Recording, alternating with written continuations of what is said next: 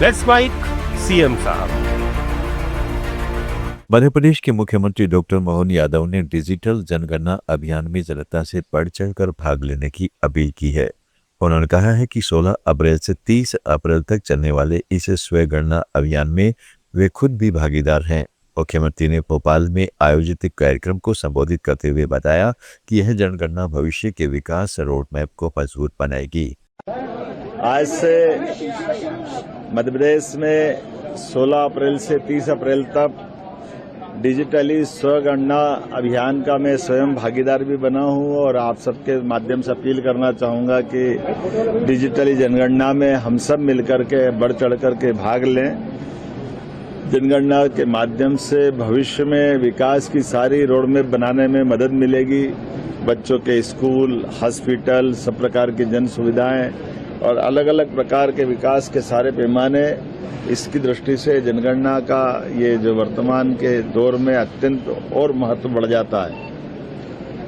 आज एक और कार्यक्रम यहाँ संपन्न हुआ। हमारे प्रदेश में देश का बड़ा हिस्सा जनजाति भाई बहनों का हमारे प्रदेश के अंदर है।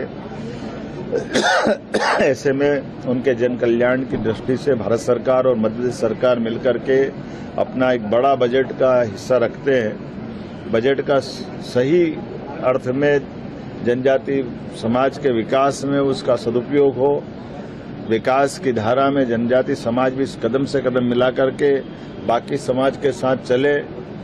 बच्चों के स्कूल, कॉलेज, रोजगार के साधन, जनजाति प्राचीन मान्यताएं, मानबिंदु, प्रत्येक क्षेत्र में विकास की जो संभावना है उस सभी बातों को लेकर के हमारी सरकार लगातार जनजाति का बजट भी बढ़ाती जा रही है। और ऐसे में भारत सरकार भी माननीय प्रधानमंत्री के माध्यम से, प्रधानमंत्री जनमन योजना के माध्यम से भी बड़े पैमाने पर आवास से लेकर सब प्रकार की राशि दे करके और उम्मीद कर रहे हैं कि हमारे समाज का ये। छत्तीसगढ़ के मुख्यमंत्री विष्णुदेव साय ने जनगणना 2027 महाअभियान की शुरुआत की घोषणा करते हुए जनता से सक्रिय भागीदारी की अपील की। उन्होंने कहा है कि आज से प्रारंभ हो रहे इस अभियान का पहला चरण 16 से 30 अप्रैल तक स्वयं गणना पर केंद्रित है, जिससे मोबाइल ऐप के माध्यम से लोग खुद अपनी जानकारी दर्ज कर सकेंगे।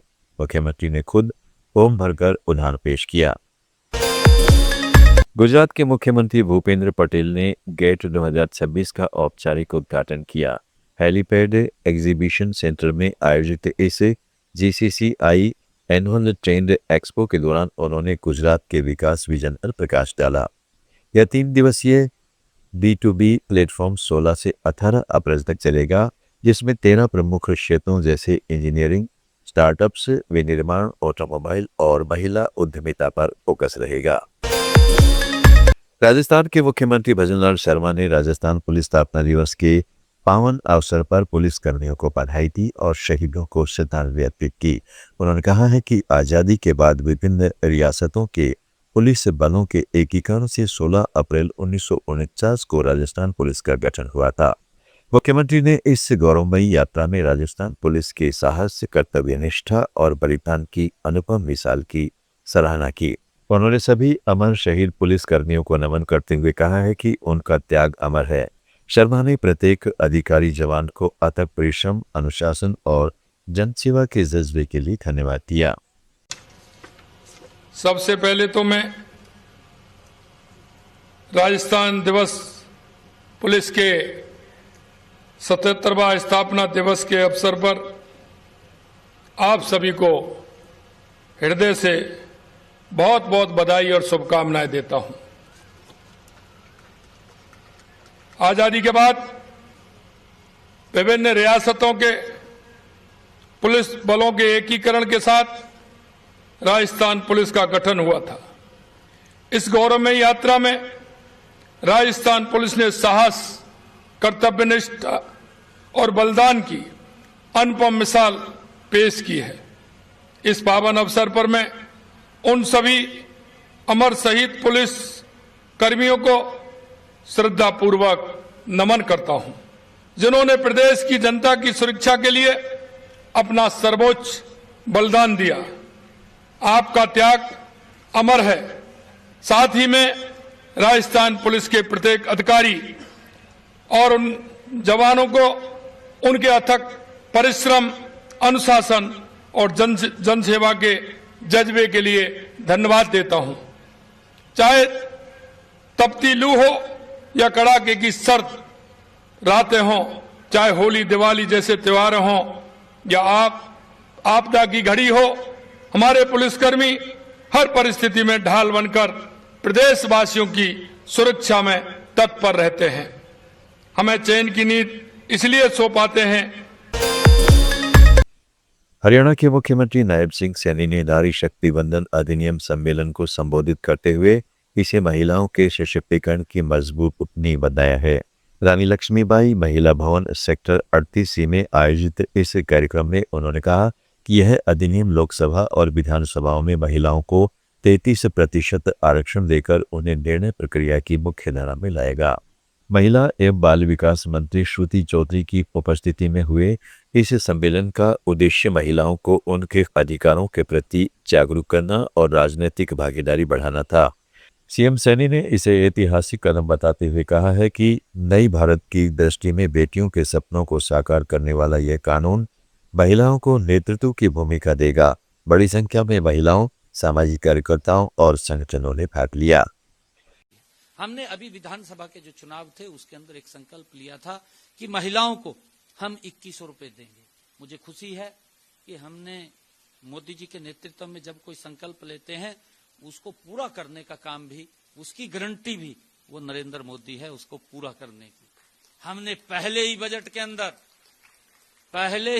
के अंदर मैंने 5000 करोड़ रुपए का प्रावधान महिलाओं के लिए किया है और मुझे खुशी है इस बात की 5000 करोड़ रुपए का हमने 2100 रुपया महिलाओं को देने की बात कही थी। लाडो लक्ष्मी योजना हमने हरियाणा के अंदर बनाई और मुझे खुशी है कि आज मैंने 1038 करोड़ रुपया महिलाओं के खाते के अंदर हरियाणा में इस योजना के तहत पहुंचाने का काम हमारी सरकार ने किया है, उसको हमने लागू किया है। अब जब मेरा दूसरा बजट ये आया था उस बजट के अंदर मैंने इसको और बढ़ाने का काम किया है। 6500 करोड़ रुपए का मैंने इसके अंदर प्रावधान किया है ताकि महिलाओं को सशक्त और मजबूत किया जा सके। और मुझे ये भी बताना चाहूंगा क्योंकि मैंने कहा है कि ये मोदी की गारंटी है, डबल इंजन सरकार की गारंटी है, परंतु कुछ दल ऐसे हैं जो बात तो करते हैं वोट लेने के लिए। महाराष्ट्र के मुख्यमंत्री देवेंद्र फडणवीस ने नारी शक्ति विचार मंच द्वारा आयोजित नारी शक्ति वंदन सम्मेलन में हिस्सा लिया और महिलाओं के सशक्तिकरण पर जोरदार भाषण दिया। 15 अप्रैल को मुंबई में हुए इस कार्यक्रम में उन्होंने नारी शक्ति वंदन अधिनियम को ऐतिहासिक बताते हुए कहा कि 2029 से संसद व विधानसभाओं में महिलाओं को 33% आरक्षण मिलेगा जो उनकी राजनीतिक भागीदारी को मजबूत करेगा।